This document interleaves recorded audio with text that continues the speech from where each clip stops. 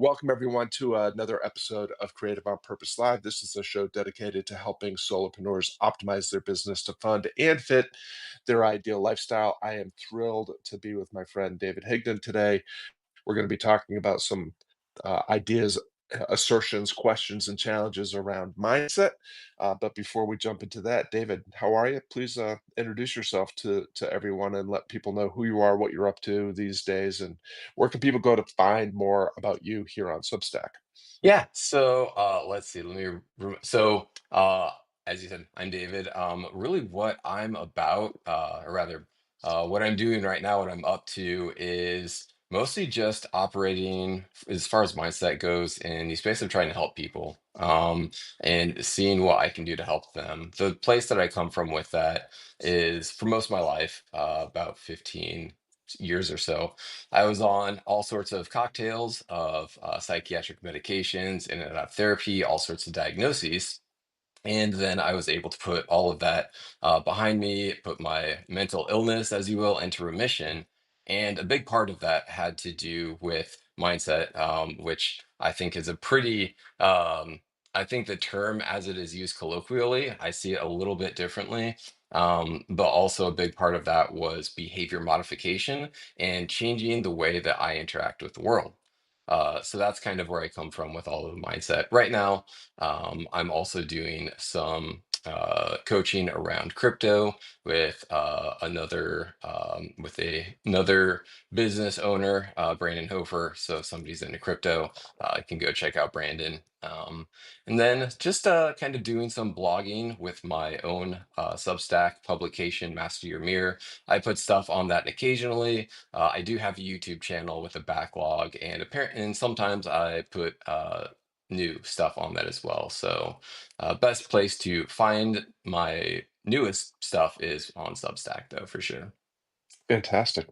Well, mindset is a topic near and dear to my heart, mostly around the idea of busting uh, some of the prevailing myths about mindset. And I am known to Yeah. take a gentle poke at mindset coaches from time to time in a kind and loving and generous way. Um, and I think mindset is also at the same time something that's like really important for anybody that aspires to optimize themselves or to make progress in terms of the things that they want to accomplish in their lives. So one of the things that I always find really helpful when we're talking about topics like this is kind of defining our terms, because Mm. mindset is a word we see all the time. We all assume that we know exactly what it means, but sometimes, when we're pressed, it can be difficult to really define what it means. And lots of times different folks have slightly different interpretations about what mindset is. So when you're talking about mindset, the work that you do around mindset, how are you defining mindset? That's a great question. So I was actually thinking about this the other day, and when I boil it all down, the way that I actually think of mindset myself is the paradigms in which we operate with reality, and the way that we process our own reality, right? It's not just about what we think, it's the way that we interact with the world. And I think that that is a key distinction because there's kind of this myth of with affirmation, just like say the affirmation, just repeat it over and over again. Eventually, that'll become your reality and all that kind of stuff. But if the affirmation is too far removed from your current reality, it's not going to stick. And the other part of it is that often affirmations are the thing that exists in the reality that you're trying to create. It's not based in your own current reality. So they will say, I am a confident person. It's like, but are you? Because if you don't feel that way, it's not going to stick. Versus an affirmation that is like, I am working towards being a confident person, right? And so that kind of affirmation has a completely different meaning to it because it's something based in the present moment and what you're doing to move forward and become the person that you have to have what you want in life. So if it's confidence, you can't start in a place that you're not. You have to start where you are. Mm, I love that. You had the great privilege and pleasure, I think, recently of hanging out with one of our mutual friends, Dr. Jeff Spencer, at a Yes. recent event. I love the way that he talks about mindset and the way he juxtaposes mindset, the human mindset with the champion's mind. So Dr. Jeff Yes. Spencer says, when we talk about mindset, what we are talking about is mind set that what given that almost almost everything that we do in our day-to-day lives is done subconsciously or unconsciously. We are actually engaging in the world and doing the things that we're doing and making the decisions that we make based on default programming and conditioning. So there's all the cognitive biases and distortions and narrative fallacies that we are lucky enough to be born with just as human beings, and that has Mhm. come about through evolution and biology. But then there's the societal programming and the programming that comes from conditioning, rather, that comes from institutionalized education and Right. occupation.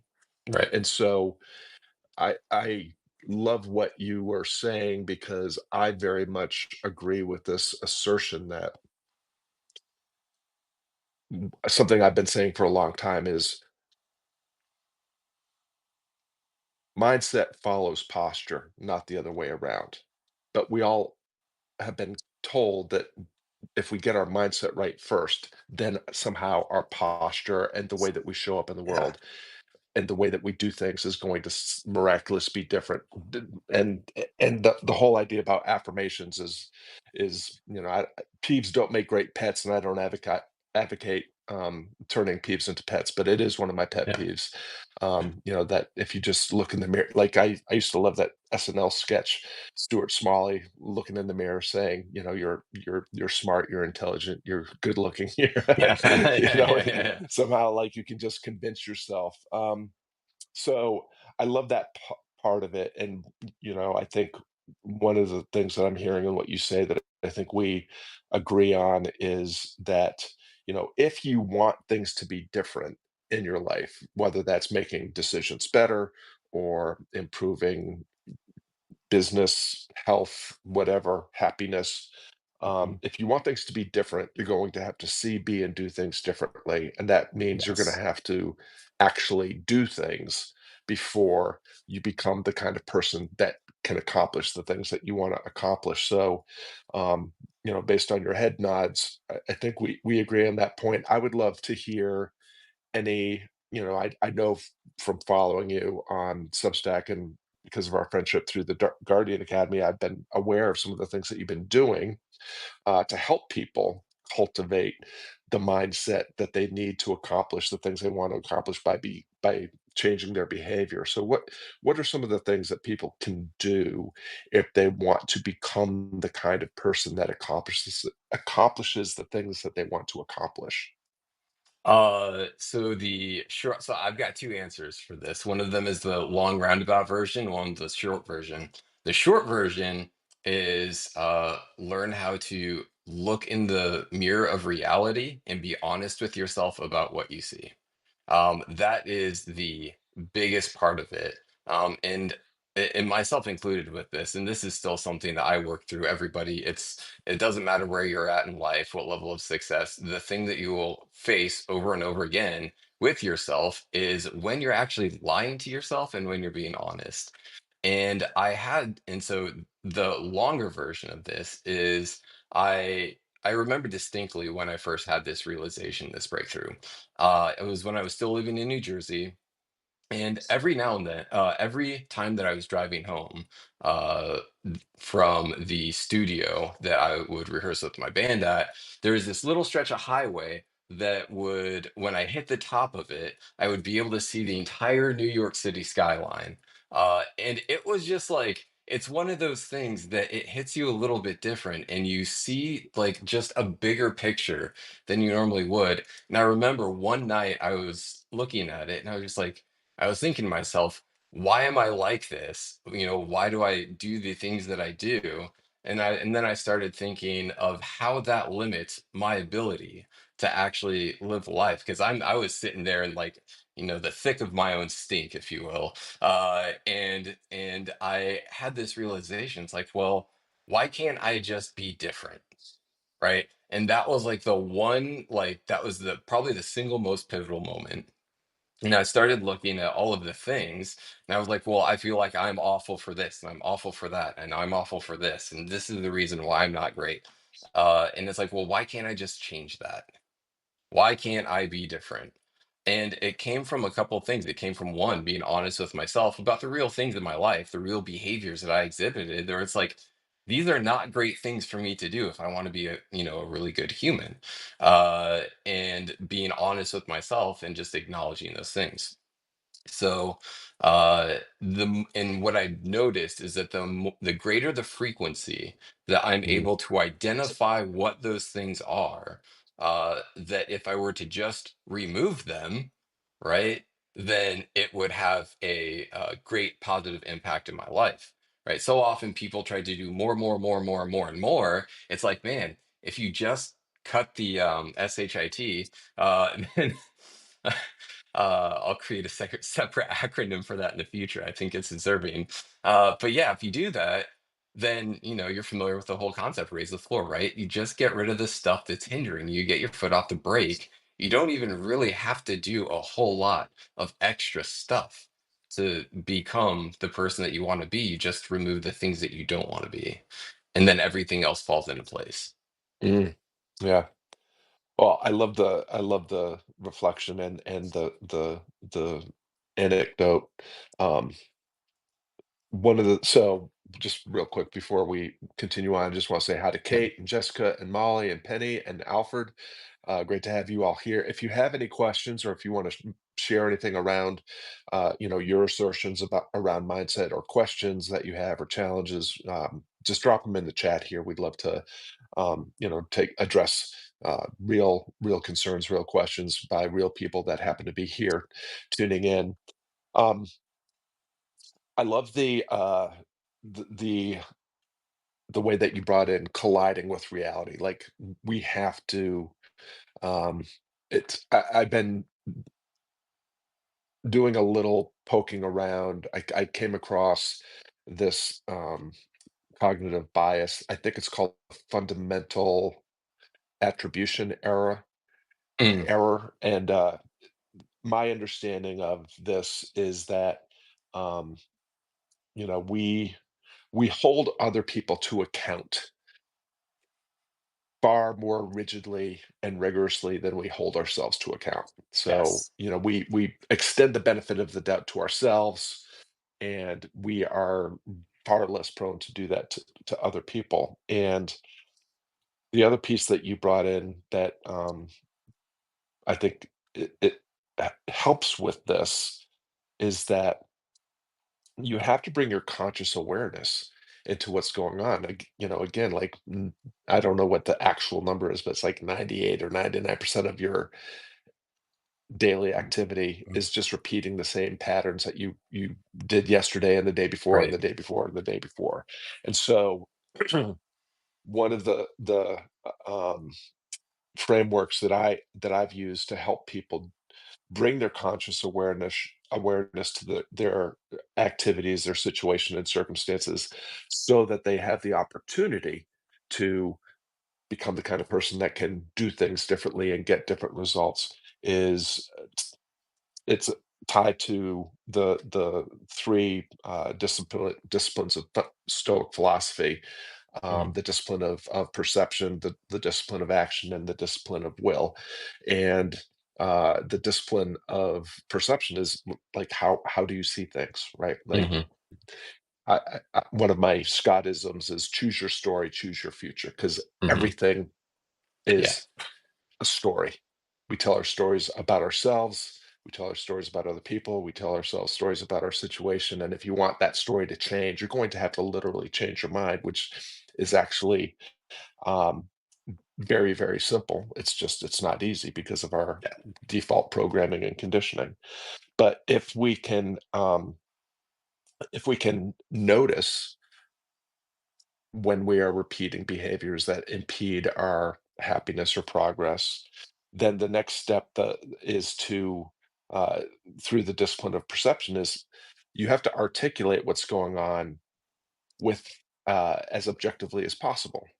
right? To your point around colliding with reality, like you have to strip it of all the adjectives and adverbs and all the value judgments, um, and just simply state what's going on, because only then can you take the next step with the discipline of action, which is framing all the possible next steps so that you can apply the discipline of will, which is willing acceptance that whatever's going to happen is going to happen, but that your responsibility, your duty, and your power lies in how you uh, how you frame all the possibilities and which one you decide and do next. And so Hmm.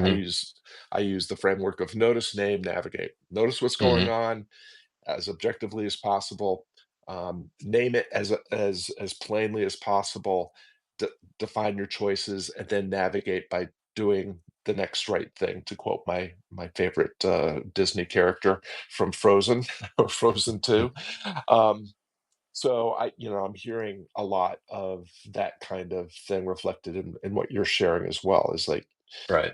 and your publication on Substack references the mirror, which is part of a framework that we both learned from our mutual friend and mentor Nick Peterson. So I'd love to have you, if you don't mind, riff on whatever you want to riff on. But if Sure. you want to share, I'm guessing that your publication name and some of the things that I know I've seen you write about are based on this idea of looking in the mirror as opposed to looking out the window. Right. If you'd like to explain that a little bit, I'd love to hear your thoughts. Yeah, so one of the first things that I'll say, and this ties into what you were talking about with the fundamental attribution error, and part of that, and whenever I talk about all this stuff, the asterisk that I put next to all of this is that I learned all of this by just going through it myself, and looking through the mirror. So sometimes it's easier for me to see some of these things. But one of the most impactful things does kind of have to do with the fundamental attribution error, in the sense that uh, what you were talking about, people are more likely to look out than look in. And one of the greatest ways to actually make progress in changing some of your behaviors in the way that you show up in the world is being able to take ownership over your own contribution to the things that don't go the way that you want to go in life, right? It's very easy for when things go right, say, ah, this was all me. I did all of this. Look at me. But then when things don't go so right, say, well, I did a good job, but this person over there kind of like, messed it up. It's like, well, did you have your own contribution in why things didn't turn out the way that they did? Because dollars to donuts, yes, you did make your own contribution that made things not turn out the way that you wanted to. So if you can identify what your own contribution was to the order of events that made things turn out not the way that you wanted them to, then that informs behaviors that you can make. And so that's a big part of it, is not just what you do when you're just you and yourself, but the way that you navigate through reality with other people, because you're only one piece of the equation of everything else that happens in your life. And so learning how to navigate your contribution to things that involve other people or places or things is super duper important. And so you may have to make sure that you are attributing, like people have to make sure that they're attributing some of the reasons for failure, if you will, to their own contribution, because it is likely that that happened. So there's that piece of it. One of the other things that I go back to over and over and over again is, how do you actually change your behavior, right? What, like, and I have a very specific process that I use this, because yes, it's like you can identify this is a behavior that needs to change, right? You can name it, this is what it is, and then you have to, exercise the will to change it. But what does that actually look like, right? What does that process of exercising will actually look like? So I've broken it down into a pretty straightforward process, as I like to think. And there's actually a video on my YouTube about this. It's like 3 years old. So like I've been talking about this for a hot minute. But the first thing that you have to do is you have to identify the boundaries of whatever the behavior is. So you have to start with, where the behavior starts and where the behavior ends, right? You have to identify the very first impulse that pushes you in the direction of exhibiting behavior. Just knowing what that first impulse is, you can call it a trigger, you can call it a motivator, you can call it whatever you want, right? But there's an initial impulse that pushes you in the direction of wanting to do something. Um, and this can be a beneficial behavior or detrimental behavior. And sometimes, what gets you here is not going to get you there. So a beneficial behavior can become a detrimental one in some cases. At any rate, you start with the impulse, right? And then you end with, where does the behavior actually end, right? What's the final ending place of the behavior? And when you do that, then you have a space to make change, right? Because all this space between the start and the stop is where you can change the behavior. So once you identify what the first impulse is and you become aware of that over and over and over again, it's like, okay, this is where it's starting. Then you track on what the emotional response is to that impulse, right? Or rather, the emotional reactivity, right? I get this impulse and it makes me feel this way. It makes me feel like XYZ. And so then now you have an opportunity to change your emotional response, right? So if the initial emotional response is, this thing happens and I feel very, very angry, but I don't want to feel angry when this happens. What do I want to feel? Well, I want to feel whatever. I want to feel not angry. I want to feel forgiveness, right? Or maybe I want to feel gratitude because even though this thing happened, it gives me an opportunity for this other thing, right? And by changing your emotional response, you then change the thoughts that follow the emotional response, right? Because you get the trigger, you get angry, you start thinking all the awful things about the other person, and then you go yell at them, right? Or something like that. Versus, you get the trigger, you feel angry, but wait, I don't want to feel angry. I want to feel gratitude because at least this person cares enough about me to give me realistic feedback of what I'm actually doing in my life. And if I would just change it, then I would get better, right? And so it's like I want to express gratitude, and so then now that I feel that gratitude, I can change the thoughts that I think about that person, which ultimately is going to change the outcome behavior, right? So that's the process. And like you said, it's not it's simple, but it's not easy. And one of the things that is the most difficult with following that process is that like a person has to be patient and they have to be willing to go through the same thing over and over and over again in order to learn the lesson. And as I like to say, you can get schooled by life, but just because you got schooled by life doesn't mean you learned the lesson. Y- Mhm. You only know you learned the lesson if you change your behavior, which, again, another thing that comes from TGA.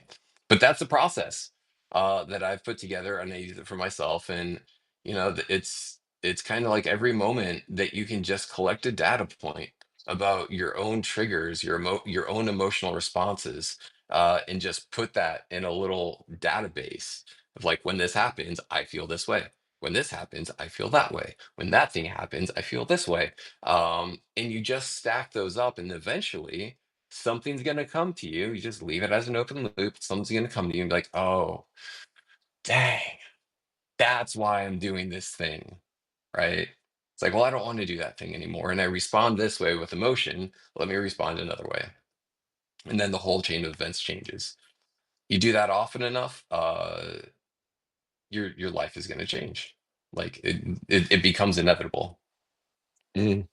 Yeah, I love that. Alfred's dropping some great insights and reflections in here. And I noticed that Krister has also joined us. We want to say thank you to Alfred and hey to Krister.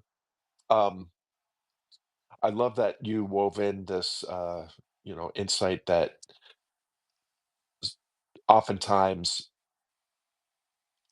because again of our default programming, our our our emotions get hijacked, right? Because we react immediately Right.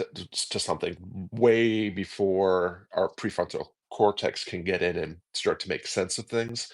Um, so there is that piece where, and I love the way that you think about trying to have a database of like these are these are my triggers. I need to keep an eye out for these so that I can navigate them, with more consciousness and consideration and so forth. Uh, I I have the very first piece of IP I ever created, uh, after, as I was transitioning from a career as a professional musician into what I'm doing now, was a little pamphlet that had an exercise, called "Isn't That Interesting?" And it was basically my version of of helping people achieve the idea that is expressed in a quote that's always attributed to Viktor Frankl, but there's no place I've ever seen him actually say this written or in lecture. But I don't remember the exact quote, but the quote goes along the lines of, "Between stimulus and response, there is a space, and in that space lays our choice, our freedom, and our power." And in those moments of reactivity, which is a natural human impulse, and we shouldn't beat ourselves up about that. That just happens because of the way we're programmed. But after that, how are you going to create that space to frame things in a better way with, greater optionality and greater opportunity for you to get the results that you want to get, as opposed to just continuing down the reactive path of getting the things that you've always, the way that you've always gotten. But the other piece that, the other thing that you wove in that I really like is, you mentioned gratitude several times, and and over again, science is proving that if you want to change your mind, a practice of gratitude is the fastest, most effective, efficient, and and inexpensive way to change your mind. Like if, and one of the things that, uh, and I think this comes from my lifelong study of Stoicism and, my pursuit of the goal that, Stoicism says that, um, all you need uh, all you need to do to live a more flourishing life is to try to become a better person, and gratitude is a primary lever, for that. And it's one thing to, um, be grateful for all the abundance in our lives. I mean, all of us could probably stand to be grateful for even the simplest things like sunlight and running water and indoor plumbing and that Right. sort of thing. But the real superpower with gratitude is when you can embrace and be grateful for the challenges that life is giving you, including the opportunities to change your behavior so that you can become a better person, or a person that can make the better decisions better, that will, help them become the kind of person they want. So I love that as well.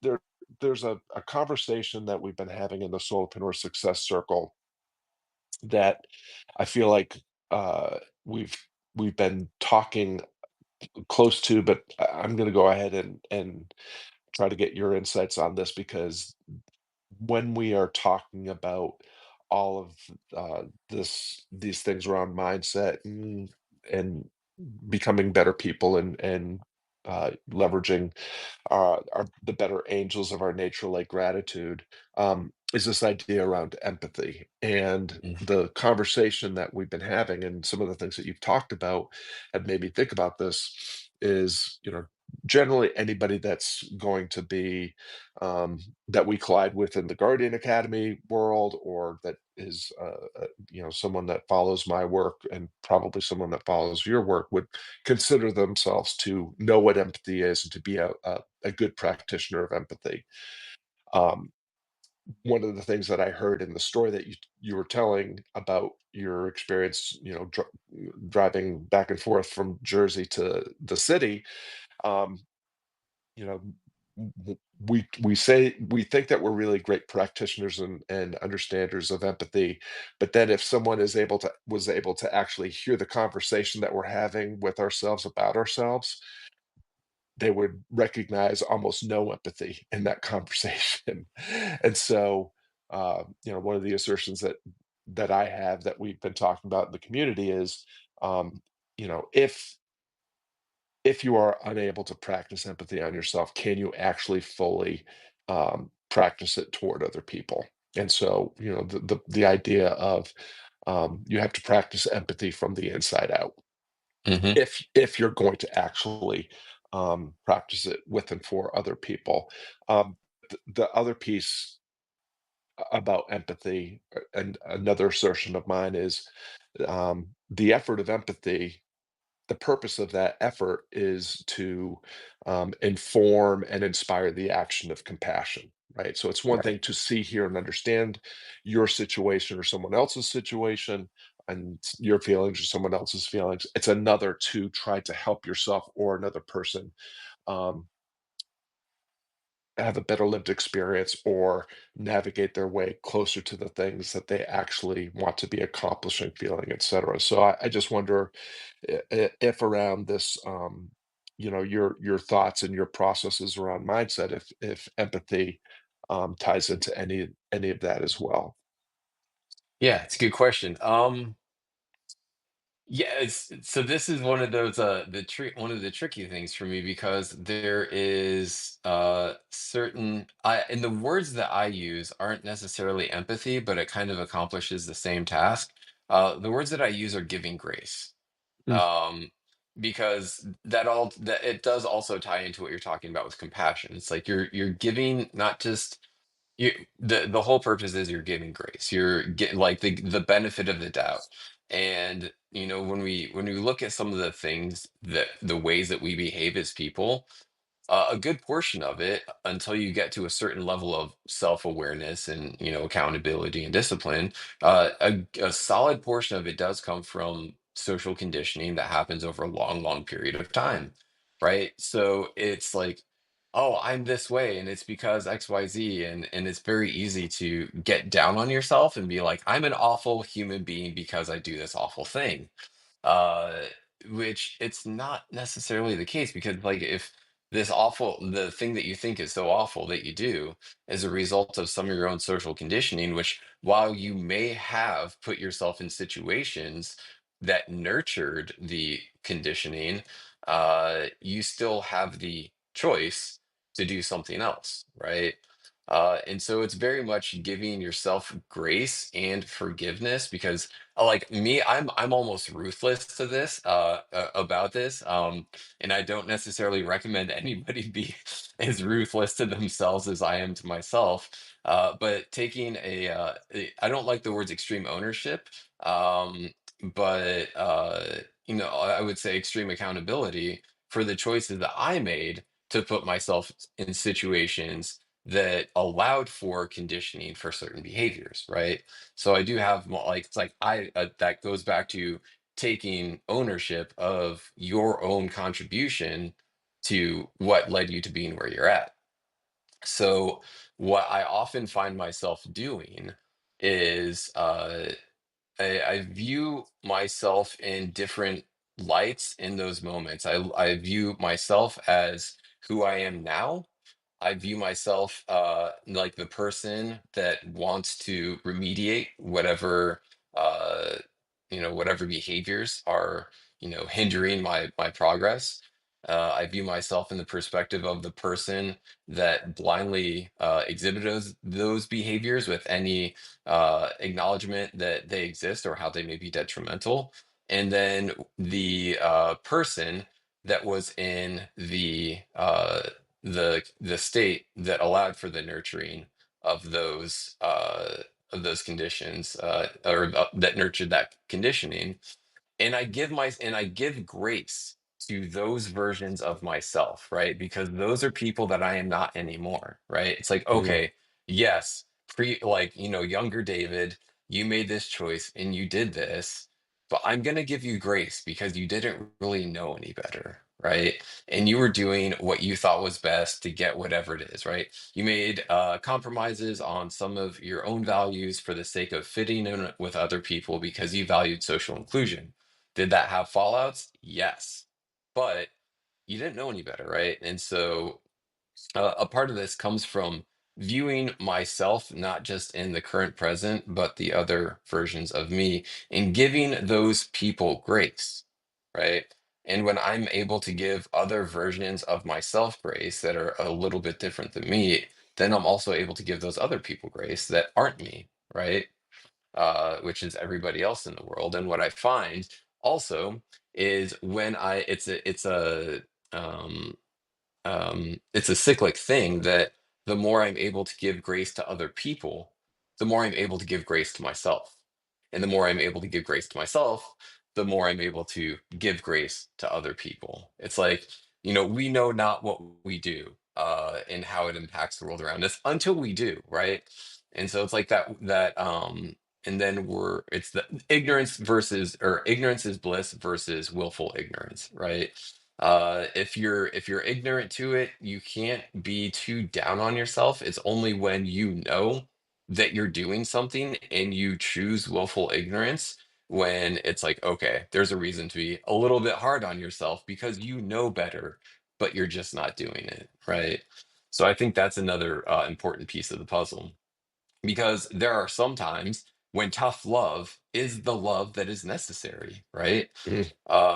And so there's a time for grace and there's a time for, bro, lock it up, right? I think there's a time and place for both of them. And I've uh, with some of my previous coaching clients when we worked around mindset stuff, I would say that I'm one part cheerleader, one part drill sergeant, because there are both of those elements. And so empathy and grace are very important, but at a certain point, there has to be a level of accountability that might hurt a little bit, because if it doesn't hurt, then you may not notice, and if you don't notice, you may not care, and if you don't care, then you're not going to do anything about it, right? And so Yeah. I think that there's a certain amount of, while there's a balance to it. And the last thing I'll say about this is that um it's the quote, it's even if it's not my fault, it's still my problem, Hmm.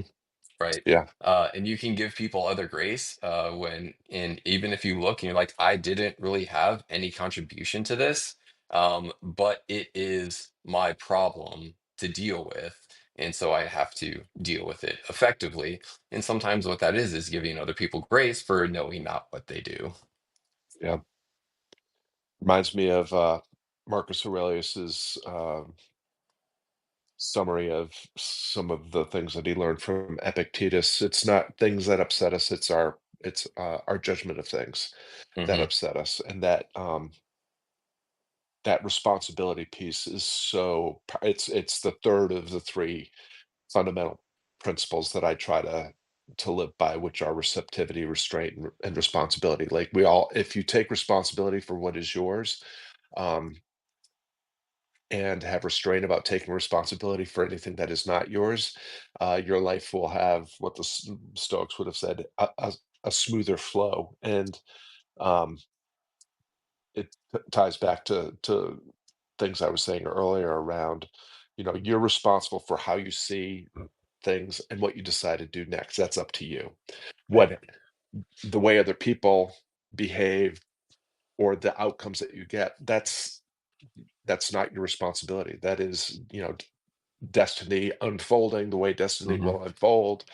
And you can maintain your equanimity, your peace of mind, and your sense of purposefulness by not letting the things that are not yours to not bother you.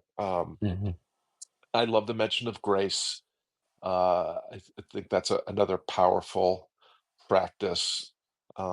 To me, it's tied to surrender, which is what I was just kind of saying. Like, part of holding space and grace for yourself and for other people comes from surrendering your value judgments, surrendering your expectations, and that sort of thing.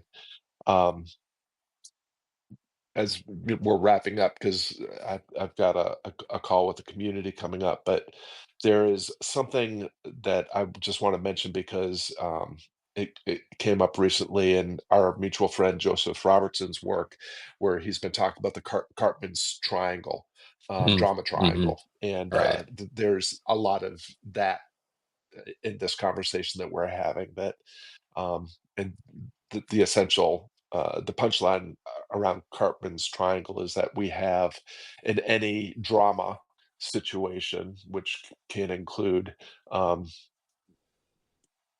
our unhelpful mindset issues. There's a Mhm, victim, a persecutor, and a savior in play, and we all play at any given time. We're all playing one of these roles most of the time, um, and when it comes to just reflecting on that in the conversation that we're having, number one, I think, what you were saying earlier, um, when we fall prey to our default mindset, we are playing the victim role. We're repeating behaviors that every system is perfectly designed to get the results it gets. And so if you're just always reacting to triggers the way that you react to them, you are getting the results that you're going to get. And there's no amount of affirmations or online courses or mindset coaches that are going to be able to help you with that until you become the kind of person that can see and do things differently. You're always going to get the results that you're getting.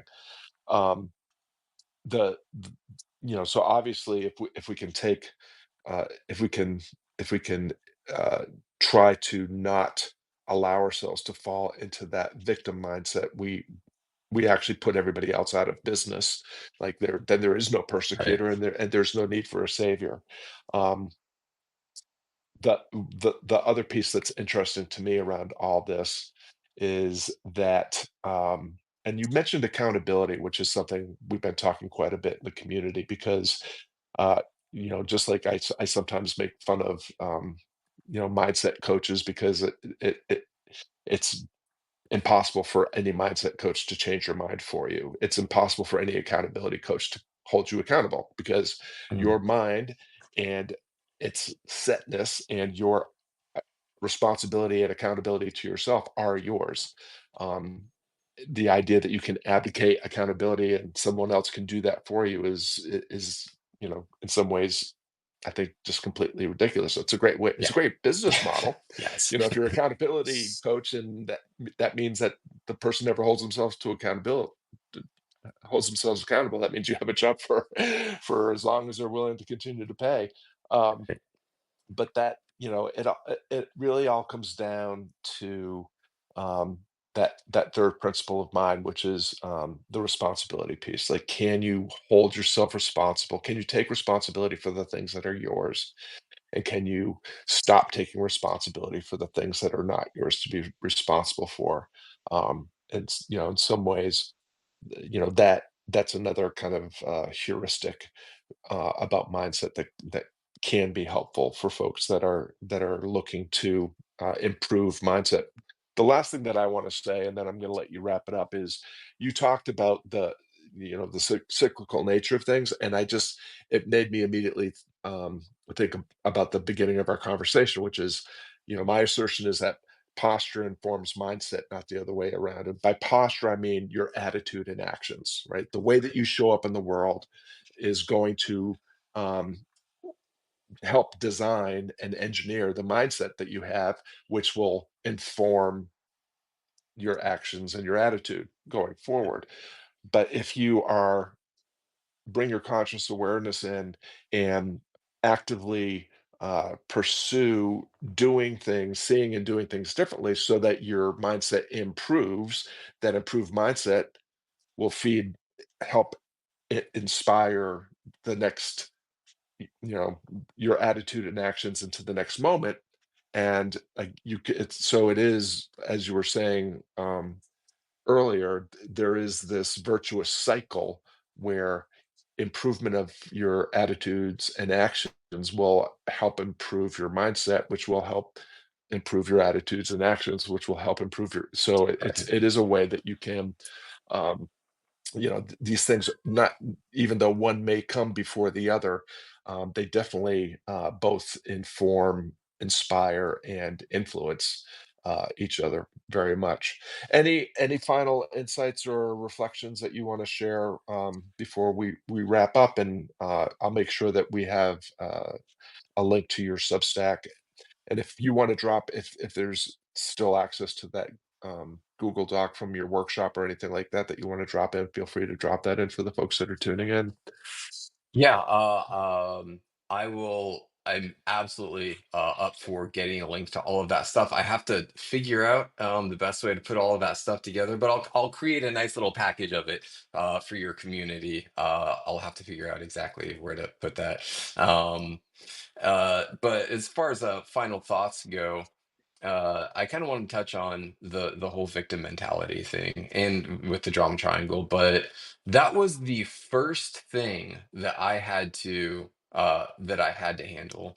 And I kind of did it like I didn't realize that I was like removing that or I was like extracting myself from it until a little bit after the fact. And there's actually a video about this on my YouTube channel that's super raw. But what I'd what essentially I'd done is I took all of the things that I felt made me a victim, right? Anytime that I feel like I'm a victim of something, those are the things that I started with changing. Because and what I found out is that when you change everything about yourself that makes you a victim, then you're not a victim anymore. So if you want to remove, like if the victimhood and some of that victim mentality, and it shows up in different ways in different places in spaces in life and in different intensities, but if you want to remove the victim mentality whenever it shows up, you just find out whatever that thing is and you change it, right? Just change the stuff that makes you feel like a victim and you're not a victim. And then what that enables you to do is become the master of your own domain, as I like to call it, right? My life, this is me, this is who I am, this is the life that I live, and I am the master of it because nobody else is going to make me the victim, right? There are like, because if I'm not a victim, there are no persecutors, there are no saviors. It's just me living life. um, the thing that I will say that I've noticed is once and this is like a human dynamic thing, is that once I have kind of fully extracted myself from the place of being the victim, although it still pops up sometimes, I'm like, okay, I got to take care of that thing. Is that the human drive still wants to carry out one of those roles, and so it's like, okay, I'm not a victim anymore. Now let me be the persecutor or the savior, right? And so that's what inevitably happened next is acting as the persecutor or acting as the savior because I can't act as the victim anymore. And so that's where it starts to like, where you start to have to look at things again. And so then the next thing is, well, I don't want to be the persecutor. That's not helpful either. And so it's like, okay, let me remove all of those things where I start to be the persecutor. And then it's like, okay, now I'm just a savior, but I suppose of all of the things to be, that's probably the least harmful. But that's what I've found though, is like when you stop being the victim, by human nature, you're gonna find yourself wanting to carry out some of those other roles. And Mhm. so if you can stay ahead of the curve on that, um, that's something that's helpful as well. So yes, that was my last little bit on Yeah. victim mindset. Well, I love that reflection because what I find, because I work with so many people that self-identify as change agents or difference makers, people that want to be a force for good in the world, tend to um, have that savior mentality, which is a very seductive way of not dealing with your own shit. Yes. So, Yeah. whereas if you remove the victim, there's no jobs for the persecutors or the saviors. If you remove the savior, then all the victims have to handle their own stuff, and we soon find out that there's actually very, very few actual persecutors in the world. Like everybody Right. is actually doing what they think they need to do. They think that what they're doing is right. Right. Um, and in a way, it may be. It's excuse me, all a matter of interpretation. Well, David, it's been great to spend this time with you. Appreciate you sharing these reflections. We've got some nice comments coming in from some of the things that you've said, and so we appreciate those of you that have come on and shared this time with us. We hope that this has been helpful and useful for you. Check out David, and you can go to the title of this broadcast and find his name and search for him on Substack to find his Substack publication, and this will be repurposed as YouTube content and podcast content. So if you happen to be tuning in via replay, be sure to rate and review if that's an option for where you're tuning in. It helps more of the right people find these conversations. And David, just really appreciate you sharing the benefit of your experience and wisdom with us. And thanks again. Hope and I'll probably see you later on tonight. Yeah, absolutely. Thank you for having me. All right. Take care.